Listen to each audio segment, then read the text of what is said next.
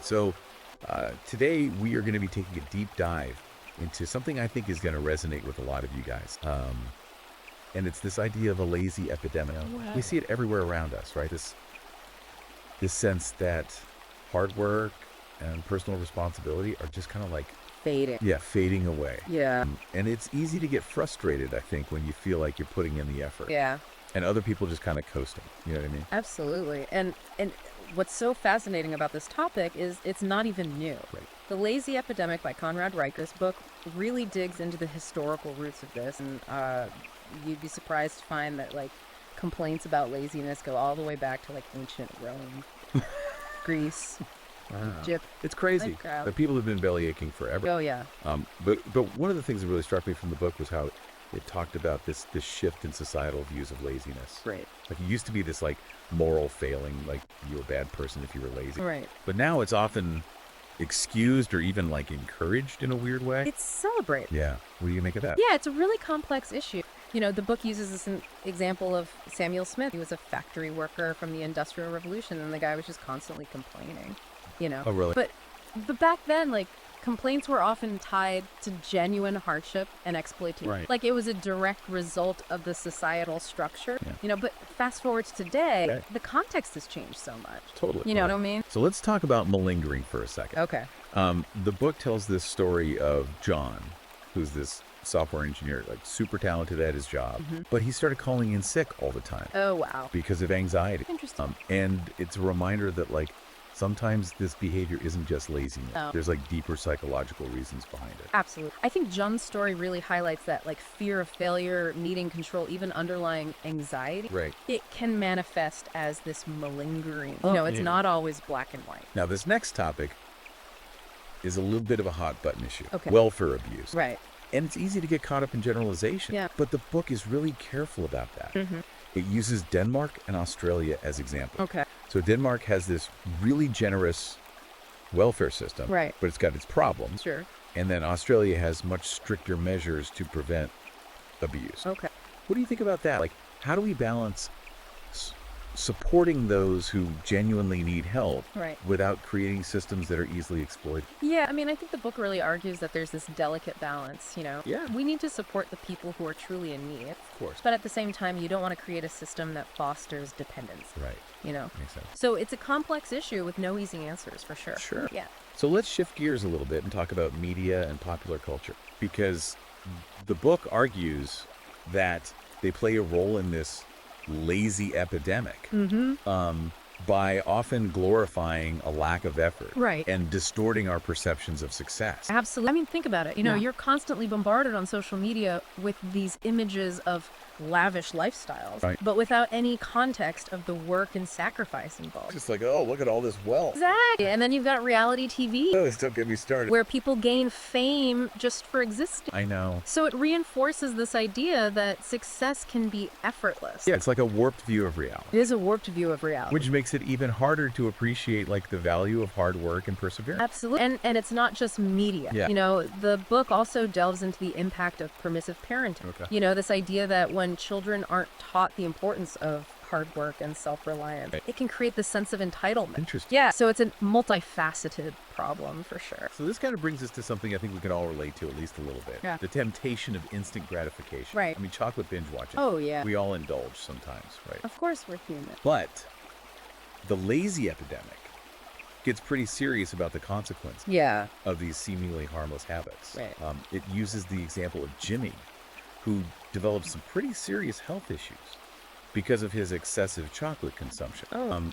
To illustrate how these indulgences can actually contribute to a decline in like physical and mental well-being. That's a good point. I mean, it is a reminder that even small choices can have a ripple effect on our overall health and productivity, you know? That's true. It's not just about the chocolate itself, it's about the larger pattern. Right. And I think the book also raises some questions about the role of the food industry in shaping our desires, you know, and the societal factors that make it harder to make healthy choices. That's a good point. So it's complex. Yeah, it's not as simple as just saying, don't eat that. Exactly. Right. But much bigger than that. If we're surrounded by all this temptation, Right. like how do we fight back? Yeah. What's the antidote? Well- The lazy epidemic points to exercise and sleep Okay. as essential parts of like a productive and fulfilling life. Makes sense. And it goes beyond just saying they're good for you. Yeah. It actually delves into the science. Right. It explains how exercise improves both physical and mental health, Does. and how sleep enhances cognitive function and reduces stress. Really important.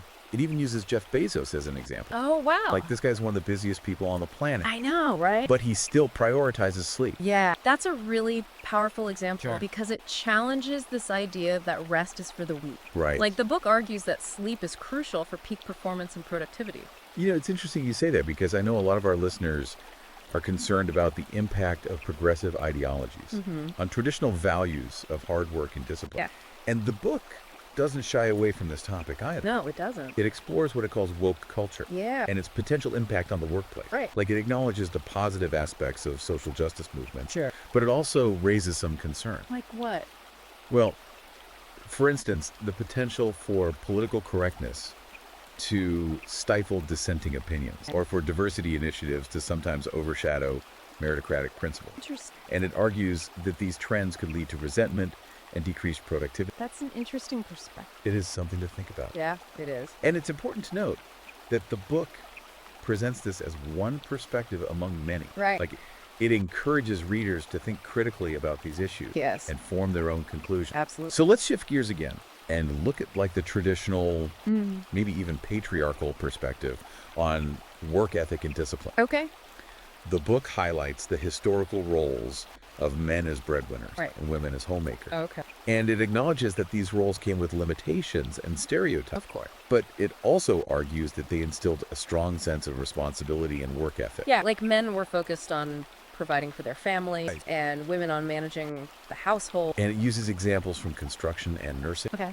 to illustrate how those traditional gender roles foster different but equally valuable forms of discipline. So in construction, the focus was on strength endurance, Right. camaraderie in these demanding conditions. Right. And in nursing, it was attention to detail, compassion, Yeah. tireless dedication to caring for others. So we've covered a lot of ground here. We have. You know, from historical context to psychology to media and technology. Yep. But let's bring it back to the workplace for a second. I mean, we've all encountered that coworker Oh, yeah. who just seems to do the bare minimum. One who's always like, that's not my job. Exactly. Yeah. And the lazy epidemic shares some anecdotes about those types of coworkers Right. and the frustration they cause. It's real. But it goes beyond anecdotes. Okay. It cites research showing the actual financial costs Oh, wow. of absenteeism, malingering, Interesting. engagement in the workplace. So it's not just a personal annoyance. No. It's actually hurting the bottom line. Exactly. Yeah. And it doesn't just point fingers at individuals. Yeah. It highlights how certain workplace cultures can contribute to this. Like in the tech world. Yeah, like the rise of tech lazy syndrome in Silicon Valley, Oh, yeah. where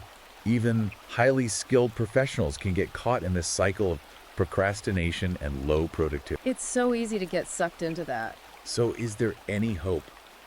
That's the big question, right? After all this doom and gloom, Right. does the book offer any solution? It does actually. Okay. It ends on a hopeful note, Good. emphasizing that individuals have the power to combat this. It's about personal responsibility. Absolutely. The book provides some really practical advice. Right. Setting goals, cultivating discipline, managing time effective, Okay. and resisting those temptations of instant gratification, you know? It's a call to action.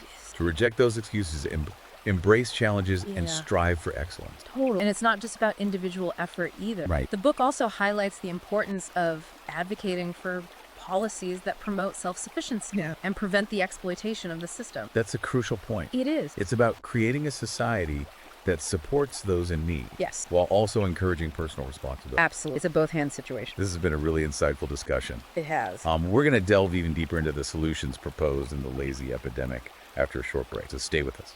Welcome back. But before the break, we were talking about all these different factors, you know, Right. individual and societal stuff Yeah. that are feeding into this whole lazy epidemic thing. Now let's get into some actual solutions. Okay. And Conrad Riker, in his book, he tackles this welfare system head on. Yeah, he does. And he argues that, like, while a safety net is important, you know, Of course, for people who are genuinely struggling. right, of course. The current system often just creates a culture of dependency Yeah. rather than actually empowering people to become self-sufficient. So what does he suggest? Well, Like, does he want to just, like, get rid of the whole thing? no, not exactly. He advocates for like a more balanced approach like stricter eligibility requirements Yeah. to make sure that the benefits are actually going to those who need them most. And then also measures to prevent fraud and abuse. Okay, so that makes sense. I mean, that would address the concern about people taking advantage. Right. But what about the people who genuinely need help? Yeah. But maybe they just wouldn't meet those stricter requirements. That's a valid concern, and the book acknowledges that. Right. Like, there needs to be careful consideration, and potential exception. Right. But the overall goal, I think, is to create a system Right. where it's temporary assistance, Right. but it's also encouraging people to get back on their feet, I'd work. Yeah, develop those skills to become financially independent. He also suggests limiting the duration of benefits too, right? He does, yeah. Like, the idea is to provide a safety net. Not a hammock. Not a hammock, exactly. Okay, I like that. So by putting these time limits on it, Right. it incentivizes people to actively look for work Yeah. and not get stuck in this cycle of long-term dependency. So besides reforming the welfare system, what other solutions does he propose? Well, he's really big on this idea of a cultural shift. Okay. Like, we need to reclaim those values of hard work, personal responsibility, Right. delayed gratification. Yeah. He thinks those have really been eroded. And that's a big part of this whole entitlement problem. And this decline in work ethic. Absolutely. It's interesting because we were talking earlier about media and popular culture. Right. And how they often just portray success as this easy thing. Yeah, like you just snap your fingers and you're a millionaire. Right, and that totally distorts how people view hard work. Oh, totally. I mean, if you're constantly exposed to that, Yeah, these images of effortless wealth, instant gratification, right. it makes sense that people would be less willing to put in the effort, Right. the real effort, to actually achieve something. So it's like we need to stop celebrating the people who just seek fame and fortune through shortcuts. Yeah, and start celebrating the people who are actually contributing something. The people who are actually making a difference. Exactly. Yeah. So it's not just about individual behavior, then it's about shifting our values as a society. It's a much bigger conversation. And this cultural shift, Yeah. it needs to start early too. It does. The book Yeah. talks a lot about parenting and education. Okay. And their role in instilling a work ethic in kids. What do you mean? Well, he's really critical of this whole trend of coddling kids, Oh, yeah. shielding them from challenges. Right. Like, he thinks that actually hinders their development. In what way? Well, they don't develop resilience, Right. Problem-solving skills, Yeah. that willingness to work hard. So instead of just praising them for participating, Right. we need to be encouraging them to strive for excellence. Yeah, to overcome obstacles. And this applies to education, too. Absolutely. He's not a fan of lowering academic standards Yeah. and inflating grades. Right. He thinks we need rigorous education. Okay. Focus on critical thinking skills. Yeah. Because that's what prepares them for the real world. So we've talked about welfare reform, cultural shifts, education. Yeah. What about technology? Ah, yes, the elephant in the room. Right, because, I mean, it's everywhere. It is. And it definitely has an impact on all this. The book addresses it head on. Yeah. you know? Acknowledges the benefits of technology. Of course. But also expresses concern about the addictive nature of it all. Oh, yeah. Our phones, social media. All of it. It's hard to escape. It is The constant notification. pull to just scroll endless. Yeah, I'm definitely guilty of that. We all are. But the book argues that this digital obsession, Yeah. it can actually lead to a decline in focus, attention span, Right. even real-world social skills. Yeah, it's scary. So we need to be more mindful of our screen time. Absolutely. And use technology as a tool, Right. not let it control us. So instead of constantly checking social media, Yeah. getting lost in games, Yeah. we should be using it to enhance our productivity, our creativity. Yes, connect with others in meaningful ways. So it's all about finding that balance. It is. It's about being intentional with how we use technology. Right. And prioritizing those real-world experiences. Exactly, because those are the ones that truly matter. So after all these solutions that he lays out, is the book just like a total downer? No, not at all, actually. Yeah. It's actually pretty optimistic. Okay. Like, he paints a stark picture of the challenges. Right. But he also believes that we can turn things around. So it's like a wake-up call. Yeah, exactly. Not a doomsday prophecy. Okay, good. He's basically saying we can do this Yeah. if we embrace personal responsibility, promote hard work. Use technology mindfully. Yes, We can create a better future. we can for ourselves and for future generations. It's a message that I really connect with. Me too. It's easy to get overwhelmed by all the negativity. Oh, for sure. But this book, it makes me feel like we can actually make a difference. It's empowering Yeah. to remember that we have agency. Yeah. We can choose a different path. We're not just victims of circumstance. Zach. Awesome. Well, this has been great, but we're not done yet. No, we're not. We'll be back after the break to wrap up our deep dive into the lazy epidemic. And we'll talk about some key takeaways and how we can actually apply all this to our own lives. Can't wait. Okay, we're back for the final part of our deep dive into the lazy epidemic. And we've talked about a lot of stuff. We have. Historical roots of laziness, impact of technology, Riker's solutions. It's been a journey. It has. So let's kind of bring it all together now. Okay. What are some of the big takeaways for you? Well, one of the biggest for me is that this whole lazy epidemic, it's not just about individuals making bad choices. Right. It's way more complex than that. It's like this whole web of societal factors. Yep. You know, our welfare system, the messages we get from media and technology, it all plays a role. It's like we're all swimming upstream against this crazy current. Exactly. And another key takeaway is that while we need to fix those systems, Yeah. we can't just sit around and wait for someone else to do it. Right. Personal responsibility is huge. Yeah. Each of us has the power to choose a different path. To like buck the trend. It's exactly to embrace hard work and resist that instant gratification trap. It's empowering to remember that we actually have a choice. It is. We have agency. Yeah. And the book gives us some good advice on how to do that. It does. Cultivate those values of hard work, discipline, delayed gratification. It's not about becoming a workaholic. Right. It's about finding that balance, you know, making choices that align with our long-term goals. So like setting clear goals, managing our time, resisting those temptations. Exactly. Those little things that can derail us. And that whole thing about education and parenting that really stood out to me. Yeah, that's so important. Like we need to stop coddling kids and shielding them from challenges. It's not doing them any favors. Right. And instead create environments where they can build resilience Yeah, where they learn to think critically. and feel that sense of accomplishment when they overcome something. We need to empower them to be contributors, not just consumers. And of course, we got to talk about technology. It's everywhere. It really is such a double-edged sword It is amazing possibilities, but also huge challenges. to our productivity or well-being.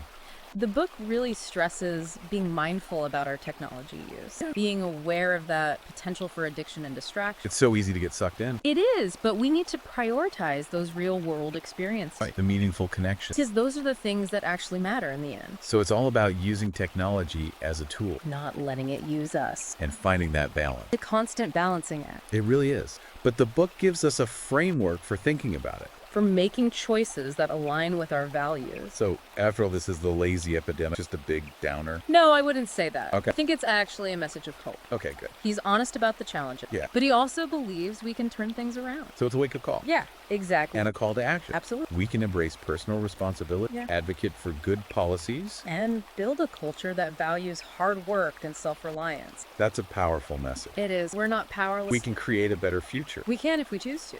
Well, this has been an awesome discussion. It has. If you want to learn more about all this, check out The Lazy Epidemic by Conrad Reichert. It's a great read. You can find it on Amazon Kindle and Google Play Books. Definitely worth checking out. It'll make you think differently about your own habits, your values. And how we can all work together to build a better society. That's it for our deep dive today. Thanks for listening and keep striving for excellence.